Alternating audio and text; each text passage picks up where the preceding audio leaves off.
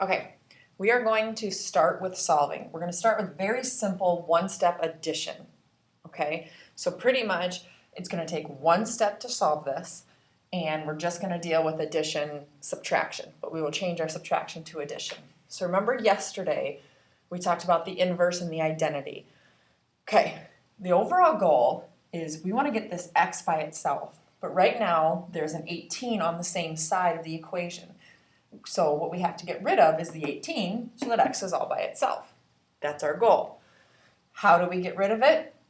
We're going to use the inverse. If you remember, the inverse for addition is the opposite. So what we're going to do is draw a balance scale. We draw a balance scale because when solving an equation, whatever you do to one side of the balance scale, you have to do to the other in order to keep things equal. You can never unbalance your scale. You always have to keep it balanced. So in order to get rid of this 18, I'm going to use the additive inverse because I'm adding the 18. So I'm going to use the additive inverse, which is adding the opposite. The opposite of positive 18 is negative 18. So I'm going to add negative 18 to this side because 18 plus negative 18 will give me 0, the additive identity. I'm going to drop the plus x that I haven't used yet, just like we would do in any other problem we've done. Now, because I added the negative 18 over here, I have to add it over here in order to keep my scale balanced. I'm just going to drop that equal sign too. So 49 plus negative 18 is a positive 31. Now, I don't have x quite by itself yet. I have to do this addition. I have to take x plus 0. Remember that 0 is the identity in addition. Anything plus 0 is itself. So x plus 0 is x. This side, I just dropped the 31. So in this case, the answer is x equal 31. Now I have to go back and check my answer. This step is important, but most people forget about it. Let's plug 31 back in for x. Is 31 plus 18 equal to 49? If you add it, 1 plus 8 is 9, 3 plus 1 is 4. So yes, it checks. So now we know for sure that our answer is right. It's the nice thing about solving is you can check your answers right away. Okay, I'm going to erase, so if you have to pause and take notes, go ahead and do that.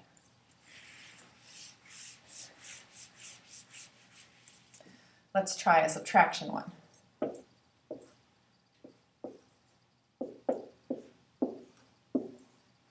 Okay, you will deal with negative numbers here. So, if you see a subtraction problem, what I'm going to tell you to do right away is change it to addition. Add a line, add a line. That way we follow the same steps that we did before. Okay, so I have to draw my balance scale. Okay. I've broken solving an equation into 3 kind of steps that would hopefully make sense. The first, and hopefully, yes, we can see this, use the inverse.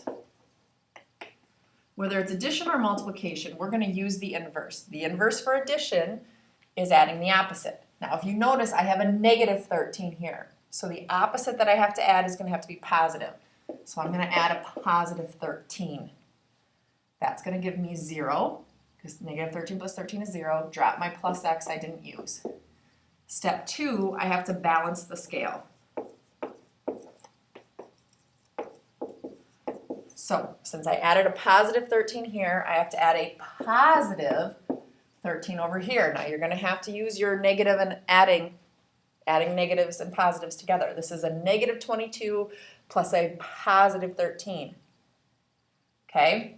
So negative 22, you're going to go up. Your answer is still going to be negative.